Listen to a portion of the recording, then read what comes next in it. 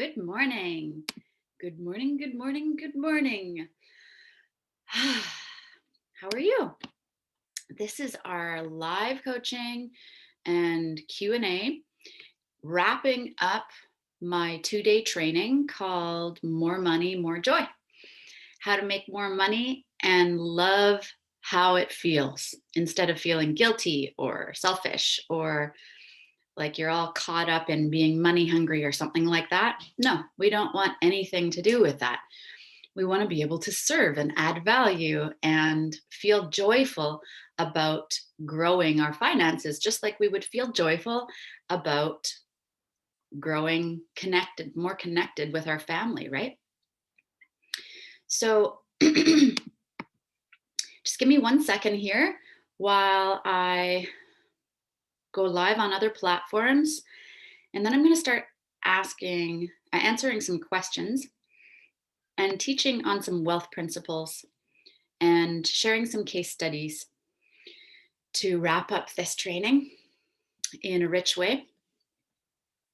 Answering some questions and teaching on some wealth training in a rich way. Okay, I'm hearing a bit of feedback. Just give me a second.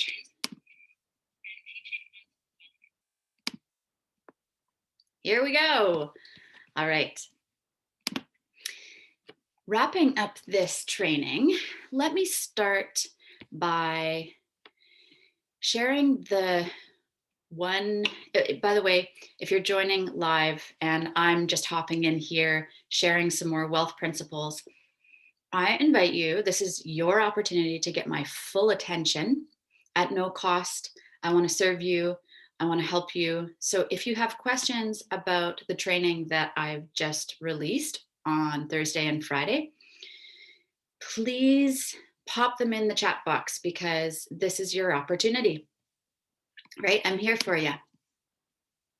So let me know where you're joining from and how I can support you best. The first wealth principle I want to talk about is if you want to change the fruit in your life, then you need to change the roots in your life because your business is the result of the roots, that financial blueprint that you've been believing, your money story. And if you don't have a look at that money story, then you can't tell if it's helpful, if it's helping you become more profitable and experience financial abundance. So you need to go do some digging. This is what I do with my clients to understand, hey, what have I been believing? What has my family line taught me? What has culture taught me? And therefore become embedded and maybe is producing fruit that's sparse or maybe is causing some opportunity for disease on the leaves of my tree that I've been so frustrated with.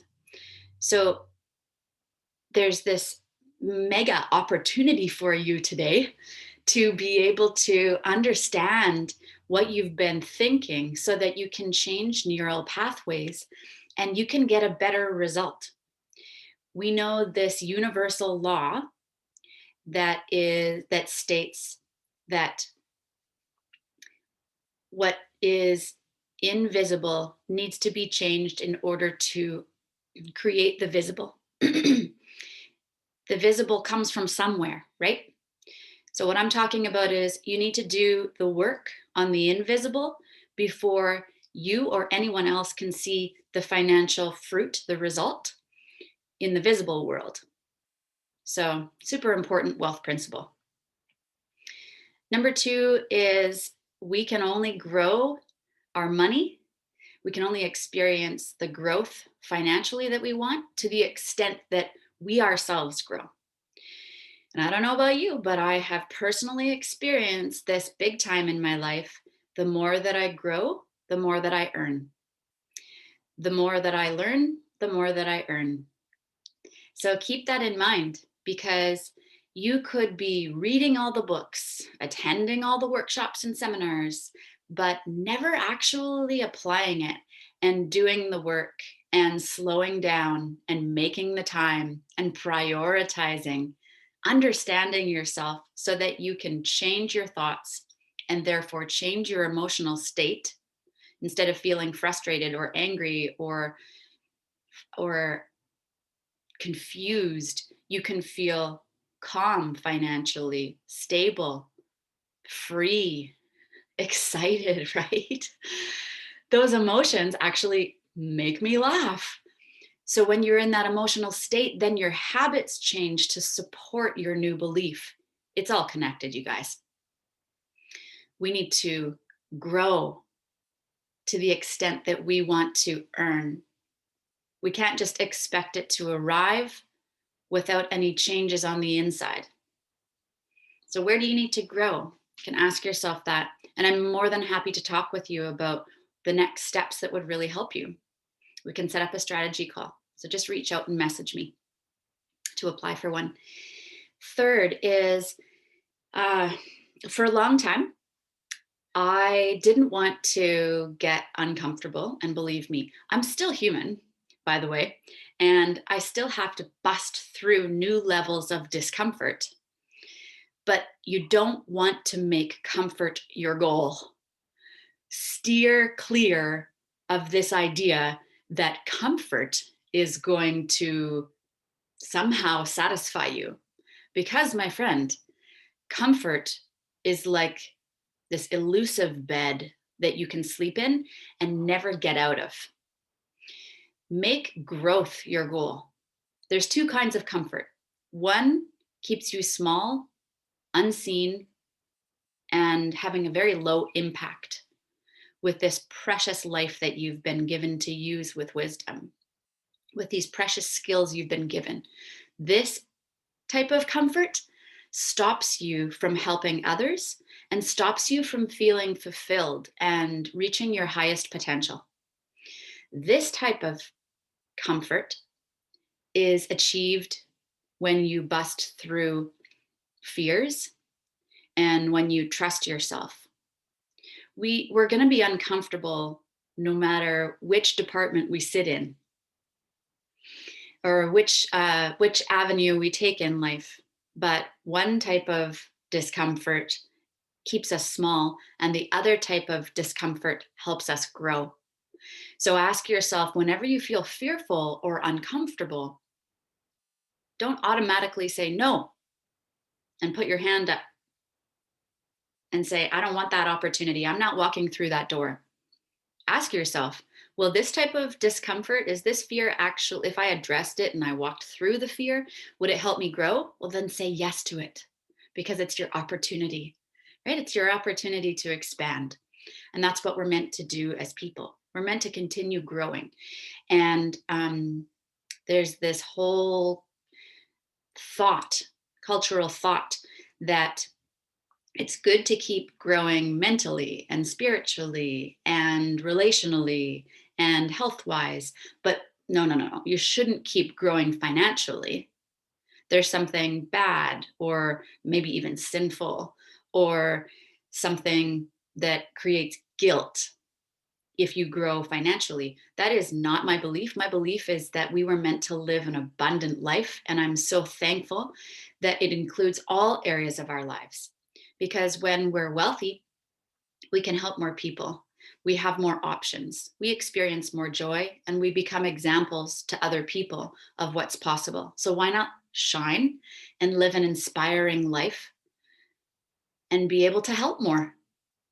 So that point again was, don't aim for comfort, aim for growth. Don't make comfort your goal. Make growth your goal. Make abundance, the creation of abundance, your goal. It's just a natural pursuit of us human beings. So let me know what's hitting home for you already as I'm sharing these wealth principles. Which one's really speaking to you? That's the one that you need to cling on to and run with. And, running on your own will only get you so far, which is why I keep talking about my group coaching, mountain movers, and private work with me. It really does change lives. And I'm going to share with you some of those examples soon. The fourth point I want to share with you is that wealthy people are actually committed to becoming more rich, to becoming more well off, more wealthy. My coffee is not that hot anymore. Cute little cup, hey? I think my mom or my friends must have got it for me. By the way, I love pottery. I love jewelry. I love beauty. So, wealthy people commit to growing their wealth, and poor people just want to grow their wealth. And we all know, it's universal law. Poor people can't help people as much as wealthy people can help people. And some of you, that statement might anger you because you say, well, of course, poor people can still help people. Yeah, I'm not overlooking the fact that poor people can't help their neighbors and can't share love and can't share affection and help people in that way.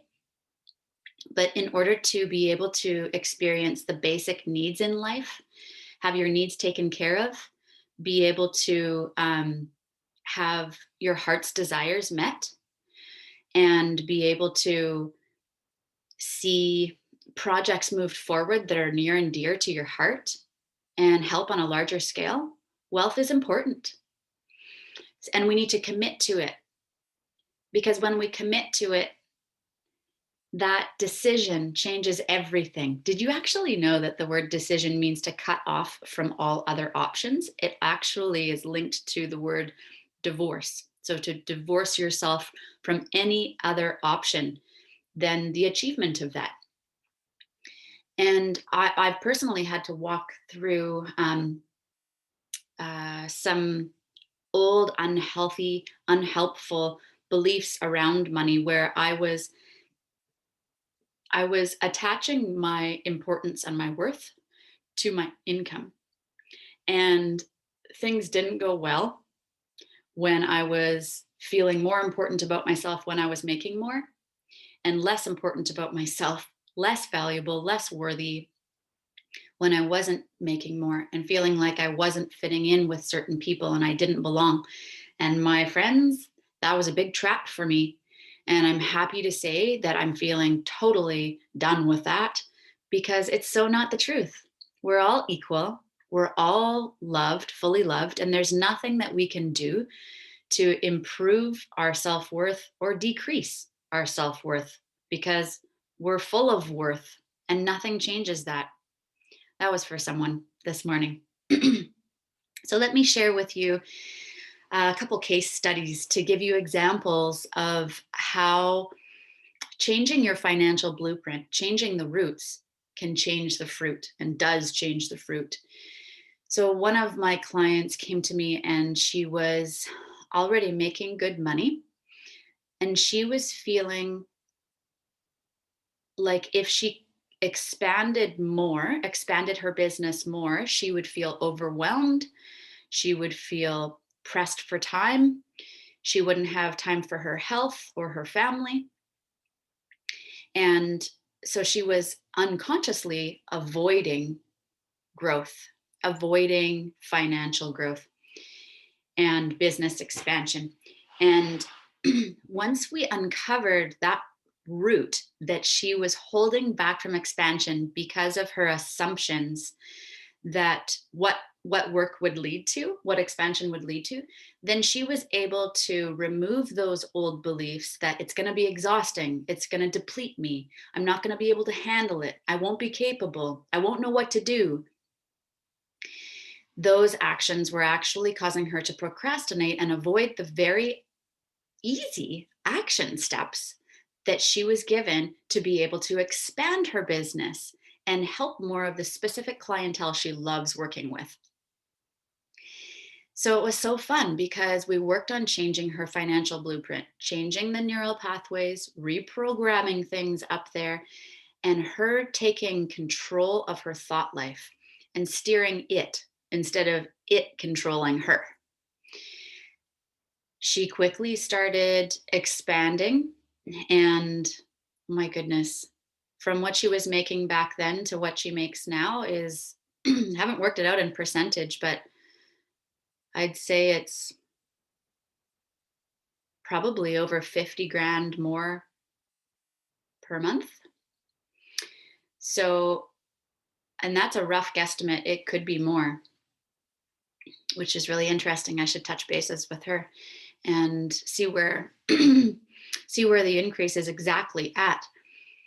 It's amazing what can happen when you change your financial blueprint.